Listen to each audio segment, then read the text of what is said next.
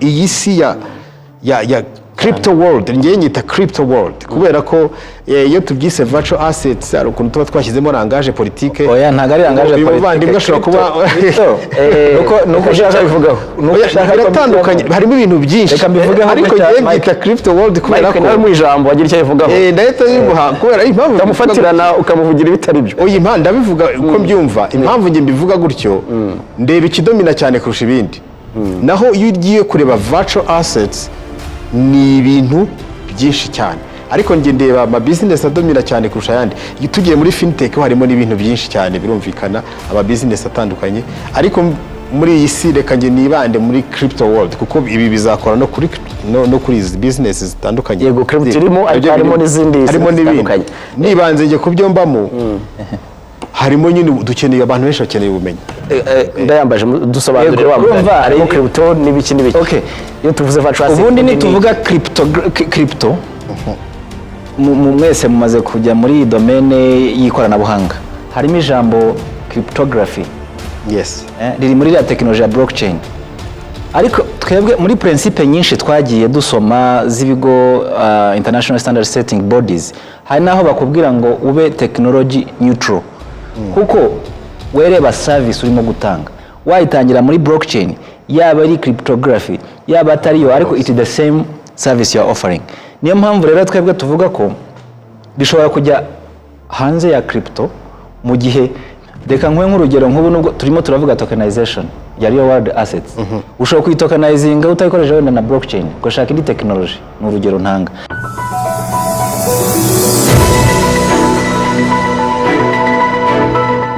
twongeye kubasuza mwese mukurikiye PNF Africa tubaye ikaze muri uyu mwanya twongeye guhera ngo tuganire ku makuru y'ubukungu afitanye isano n'ikoranabuhanga. Murabizi ko mu bishize hasohotse umushinga w'itegeko urebana n'umutungo mu by'ikoranabuhanga ari byo bizwi nka virtual asset. Ahangaha rero hakaba ko ibintu byinshi cyane abantu bakeneye gusobanukirwa akaba impamvu tuba dukora ibiganiro nk'ibi kugira ngo twungurane ubumenyi dusangira amakuru kugira ngo tubashe kumenya byinshi muri iyi si y'ikoranabuhanga. Iyi virtual asset abenshi babyita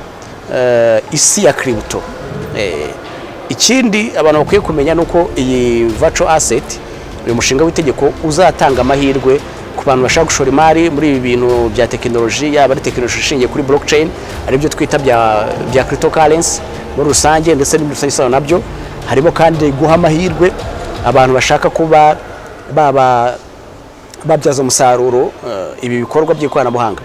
Ariko mbere kugira ngo tugaruke kuri uyu mushinga w'itegeko kuko mbazaniye amakuru mashyashya bitewe n'ikiganiro narayingiranye na bamwe mu basesenguzi b'uyu mushinga mpereye ku kwitwa Jerome Ndayambaje. Uyu nguyu ni umukozi mu kigo Capital Market Authority ni urwego rw'igihugu rushinzwe kugenzura isoko ry'imari n'imigabane mu Rwanda akaba nabo bakoze uyu mushinga w'itegeko. Uyu mugabo rero mu byo twaganiriye yavuze byinshi ariko kandi no ku ruhande rwa banki nkuru y'igihugu nk'urwego nyine rukora regulation ijyanye n'ifaranga uriva rikagera ryo mu Rwanda nabo bakoze kuri uyu mushinga w'itegeko. Mu Rwanda ubu ngubu kiriho no gukusanya ibitekerezo by'abantu batandukanye buri muntu wese wifuza gutanga ibitekerezo ari nayo mpamvu nawe udukurikiye na gushishikariza gutanga ibitekerezo kuri uyu mushinga w'itegeko kugira ngo amahirwe ari muri cryptocurrency amahirwe ari muri virtual assets tube twabyaza umusaruro dufatanyije twese hamwe tukazamura ubukungu bwacu giti cyacu ndetse no kubavandimwe bacu muri rusange uko byaba byiza ubundi twese duteye imbere byaba byiza twese tubashije kugira icyo tugeraho tukava mu bukene tukajya mu cyiciro cyisumbuye cy'ubukire. Hanyuma rero ibitekerezo byanyu rero birakenewe kuri umushinga w'itegeko kuko hashyizweho uburyo bwo kohereza email uburyo bw'inyandiko bikazatanga ibitekerezo bitarenze ku itariki 14 ni tariki 14 z'ukwezi no kuvuga ngo ni ku itariki 14 bizaba ari ku wa gatanu w'icyumweru kizaza. Nukwandika igitekerezo cyawe ukacyohereza kuri email yitwa ngo ni virtualassets@cma.rw. Ibitekerezo byawe rwose ubitange ariko bitange bamaze gusoma itegeko. Iri tegeko ni umushinga w'itegeko ushobora kuwubona ni draft law regulatinga ubucuruzi ufitanye isano na virtual assets cyangwa se ufitanye isano na cryptocurrency. Iri tegeko wajya ku rubuga rwa Capital Market Authority akadomorwa ukaba wajya muri file admin ukaba wadownloadinga uwo mushinga w'itegeko hanyuma ukabona kuza gutanga igitekerezo. Nari kubabwira ko hari ibiganiro nagiranye na bamwe mu basesenguzi bafitanye isano n'uyu mushinga w'itegeko, rwose bambwiye ibintu bishyashya, twaganira ibintu bishyashya. Abo wenda batabashije kuri icyo kiganiro mushaka kugikurikira ku rubuga rwa RBA, kuri YouTube channel ya RBA Cyanyuzo live, murajya kuri kategori ya live ku rubuga rwa Rwanda Television cyangwa se ku rubuga rwa Rwanda TV. Muri icyo kiganiro naganiriye na Jerome Ndayambaje, uyu nguyu akaba ashinzwe gukora ubusesenguzi mu guhanga ubushya mu ikoranabuhanga muri iki kigo twita Capital Market Authority, ari cyo gishinzwe ubugenzuzi bw'isoko ry'imari n'imigabane. Jerome Ndayambaje yarari kumwe n'umugabo witwa Mike Karangwa. Mike Karangwa nawe umunyamakuru nakwita ko amaze iminsi muri ibintu bya crypto ndetse no mu bijyanye n'ubukungu muri rusange. Yaje rero adufasha gusesengura uyu mushinga w'itegeko. Mu byo rero namenye nuko uyu mushinga w'itegeko uko tubona barabyita ngo ni virtual asset, ni virtual asset. Ariko amakuru mfite nuko ibi bya virtual asset bishobora no guhinduka, uko niba tuvuga ngo ni draft law regulating virtual asset business in Rwanda, amakuru mfite nuko bashaka kuzana bihindura rwose rizana rikanahinduka bakabyita wenda draft law regulating cryptocurrency in Rwanda. N'urugero ngo hayi ibyo bizaturuka mu bitekerezo byanyu, mu bitekerezo by'abanyarwanda, mu bitekerezo by'abantu bose bazaba batanga ibitekerezo kuri iyi ngingo. Ikindi nuko mu ngingo nyinshi cyane ziri muri uyu mushinga w'itegeko, ni umushinga w'itegeko muremure, ntabwo ari itegeko ritoya, kuko naza nsoma iyi draft ifite page 23, narubwo na page nyinshi. Izi page 23 wazisoma rwose ukagira byinshi umenya, uko basobanura byinshi. Ariko by'umweko muri rusange ibi tuzagira umwanya munini wo kubiganiraho, niyo mpamvu mu minota mike dufite twifuje kugira bimwe mu by'ingenzi mu byo twaganira muri iki kiganiro namwe mwumva, hanyuma nyuma yaho nkaza mbasezera. Reka tube twumve gato abatumirwa bacu. Naraye ntumiye nijoro muri studio za televiziyo y'u Rwanda, naraye ntumiye kuri wa kane, ibyo batubwiye cyangwa se impaka bagiye, hanyuma turagaruka mu kanya. Ni bya bindi tuvuga ngo abantu tubagaye gutinda, nahajya tubagaye gutinda cyangwa se tubagaye guhera, tubagaye gutinda. Sinzi baravuga ngo ntubagaye guhera, tubagaye gutinda. Bashaka gutinda ariko baratinze, ariko aho bitangiye kugera navuga ko ari byiza, kuko hashize nk'imyaka igera kuri 3 iki kiganiro abantu benshi bakiganiraho buri munsi. Ikindi navuga cyiza ku Rwanda, navuga ko it's very wise kuba u Rwanda rugiye gushyiraho itegeko nk'iri, kuko icyambere rishobora gukurura aba investors nk'uko bamaze kubivuga. Hari abantu benshi bashobora kureba umutekano wo mu Rwanda, infrastructure zirahari, dufite electricity ihagije,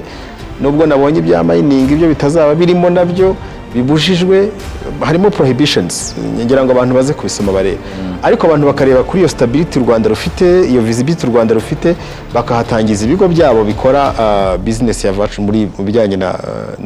virtual. Ibyo ntekereza ko ari byiza. Hari ibihugu byinshi byamaze kubikora, za Singapore zirabikora, za Malaysia zirabikora, banatanga visa yewe ishingiye kuri ibyo gusa. Rero urumva abantu bakajya visa special ishingiye kuri iki kugira ngo bajye bashinga ibyo birwa. Ku Rwanda rero nacyo ni ikintu cyiza, kuko kizatuma trust yiyongera cyane muri iyi domain, muri iyi business. Trust yiyongere haba ku consumer, abazi ko amafaranga yashyizemo, niba yashyize mu kigo kiri regulated hano mu Rwanda, ari umunyarwanda, niyo yaba ari umunyamahanga, abazi ko itegeko rimurengera. Ikindi bizaca n'akaduruvaye, kuko urebye n'ibihano birimo ntabwo byoroshye bapropose, ntabwo byoroshye, kuko naraho nabonye bashaka guca abantu miliyoni 10, bari miliyoni 30 kugera kuri miliyoni 50. Ni amafaranga atari make. Aya ni make cyane. Urumva? Ku bantu bari muri iyi business ntabwo ari menshi. Ariko nanone igihano si ngombwa ngo kibe kinini kugira ngo kigire effect. Icyangombwa ni iyo garde-fou. Harimo n'ibindi byinshi nabonye biteganyijwemo. Rero ku bwanjye navuga ko u Rwanda rutangiye gutera intambwe nziza, kuko nta hantu twanabikwepera, kuko tutabikoze abanyarwanda n'ubundi barabikora, bazafungura amakampani babikorera ahandi. rimwe na rimwe usange banabihombeyemo kandi u Rwanda ruba rugomba guproteja abanyarwanda bakanabigisha no kwigisha nicyo navugagaho iri tegeko muri izi nzira zose zirimo ntekereza ko ari inshingano ya CMA na BNR nk'abaregulators yo kwigisha abanyarwanda kugira ngo basobanukirwe ibi bintu cyane basobanukirwe n'itegeko igihe rizaba rimaze kugera hanze ntekereza ko bakwiye gukora campaign njya mbona CMA ikora amakompetisiyo y'abanyeshuri mu bigo bitandukanye baheraho batangire kugenda bigisha ahantu biganiro nk'ibi ngo abantu basobanukirwe neza iyi si ya crypto world ngiye nyita crypto world kubera ko iyo tubyise virtual assets hari ukuntu tuba twashyizemo rangaje politique oya ntago ari rangaje politique ubuvandimwe ashobora kuba nuko ushaka bivugaho biratandukanye harimo ibintu byinshi reka mbivugeho ariko ngiye nyita crypto world kubera ko nawe mu ijambo wagira icyo bivugaho ndahita bimuha kubera impamvu ukamufatirana ukamuvugira ibitari byo oya impamvu ndabivuga uko mbyumva impamvu nge mbivuga gutyo ndeba ikidomina cyane kurusha ibindi naho iyo ugiye kureba virtual assets ni ibintu byinshi cyane ariko nge ndeba ama business adomina cyane kurusha ayandi tugiye muri fintech harimo n'ibintu byinshi cyane birumvikana ama business atandukanye ariko muri iyi si reka nge nibande muri crypto world kuko ibi bizakora no kuri izi business zitandukanye yego crypto irimo harimo n'izindi zitandukanye nibanze nge kubyo mbamo harimo nyine dukeneye abantu benshi bakeneye ubumenyi ndayambaje dusobanurire wamva harimo crypto n'ibiki okay iyo tuvuze virtual asset ubundi nituvuga crypto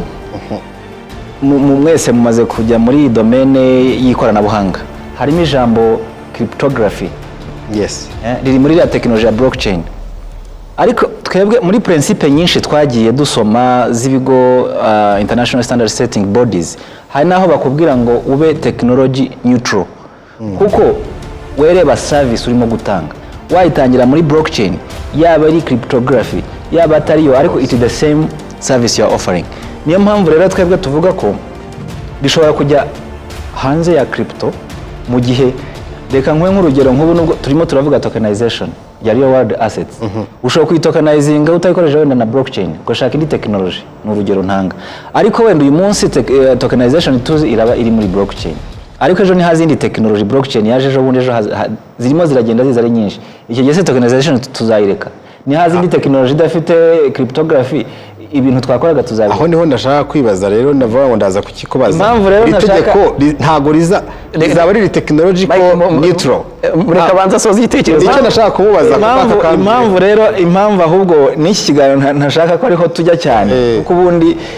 twigambire kuri Sakura cyane ibitekerezo wowe ibyo bitekerezo byawe byo utanga niba byaba ari technology neutral niba what ibyo ngibyo nibyo tuzasuzumira hamwe tumaze kubyakira noneho tukanzura nakubwiye ngo birashoboka no intuza titre yahinduka aho ngaho rero ibyo twakoze n'ibira twabikoze ko nukuri tugiye kwakira ibitekerezo by'abantu Mike azaza tubwira ati ibintu ni crypto abitwemeze natwe tugira iki kiganiro n'abandi noneho turebe igikwiriye iki kibereye abantu bose bari cyo dukoresha icyo cyo ndagisobanukiwe nayo kuko ribaye technology neutral ni byiza kuko imwe mu mbogamizi ikomeye ibihugu nka Nigeria igeze guhura n'icyo kibazo kuko technology ihindagurika buri munsi rero icyo cyo nikitabwaho ntekereza ko bizaba ari ibintu byiza cyane reka mbaze bundi Jerome muri Capital Market Authority musanzwe ubundi mutanga uburyo bwo guha abantu uburenganzira cyangwa se ubasha gutanga ibitekerezo ku mategeko mutegura cyangwa nuko ari umwihariko w'iyi technology turi kuganiraho okay ntago turamara igihe tubikora muri ubu buryo ariko igihe gito tumaze tubikora twabonye ko ari byiza cyane kubera ko niba ugiye gukora itegeko ritareba umuntu umwe cyangwa babiri cyangwa ritareba ikigo kimwe rireba abantu bose nk'ukuntu bagusobanuriye ni byiza ko wakira ibitekerezo byabo bose rero ni urugendo tugitangira si ukuvuga ko ari uko kuva kera byakorwaga ariko tumaze iri ni itegeko ndumva hari n'amabwiriza duherutse gukora tuyashyira kuri website yacu duhamagaza ibitekerezo kandi byarafashije cyane ndumva ni practice nziza dutangiye kandi ntekereza ko dushobora gukomeza kuko nk'ibi bitekerezo bya Mike Karangwa ntago nari kubibona n'iby'abandi barimo batwoherereza ntekereza ko rero ariko bazanandika email aza no muri iyo nama ya video yazaza kugira ngo numve biba biri byiza iyo bimenye sirite nk'umunyamakuru ikindi nk'umuntu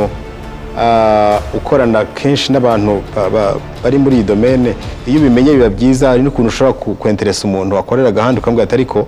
burya aho ngaho uri ko nta mategeko mufite guprotectinga kuki utaza aha ngaha none hari n'itegeko rizarinda ibyawe uri gukora. Iyi ni gahunda twatanye ntekereza tuzakomeza, nabonye ari nziza n'abantu barimo barabishima batwandikira batubwira ko ari byiza ko abantu bose babigiramo uruhare ntawe duheje, kandi gahunda y'u Rwanda mu bintu byinshi mujya mubona ko umuturage bamuha umwanya yuko rwose agira uruhare mu bimugirirwaho mu bimukorerwa akabigiramo uruhare. Rero natwe ni uwo mujyo twatangiye kandi turabona ko ari ibintu byiza tuzakomeza. Tugarutse wenda kuri iyi nama izaba mu buryo bw'ikoranabuhanga, hari igice cya mbere cy'inyandiko muzakira ibitekerezo mu nyandiko kuri email, ariko hari n'indi nama izaba. Murabona atari igihe gito mwatanze kuko ibyo bitekerezo by'inyandiko muzasoza kubyakira ku itariki 14, hanyuma iyo nama ku itariki 17, bivuze ko ibitekerezo mubisoje. Murabona atari igihe gito mwatanze ibitekerezo mubikusanyije? Ntabwo ari igihe gitoya, natwe dufite buriya tuba tugendera kuri gahunda ihari yo kugira ngo itegeko rikorwe rirangire, tuba dufite igihe tugomba gukora, ariko igihe cy'ibyumweru 2 kirahagije ukurikije igihe twabikoreye kuwa mbere kugera ku wa gatanu tuzaba twakira ibitekerezo kuwa mbere ukurikiraho tugakora ya nama.